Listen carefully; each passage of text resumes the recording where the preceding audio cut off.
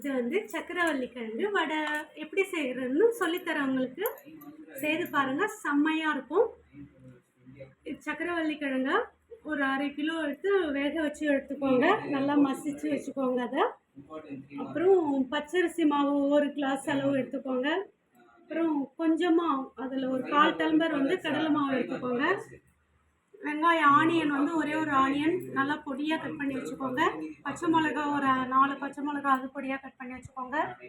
கொஞ்சம் சீரகம் போடுங்க, கொஞ்சம் மிளகுத்தூள் போடுங்க, கொஞ்சம் லைட்டாக உப்பு போடுங்க, தேவையான அளவுக்கு உப்பு போட்டு சுடு தண்ணி வச்சு சுடு தண்ணியில் இது எல்லாத்தையும் ஒன்றா போட்டு நல்லா பிசைங்க.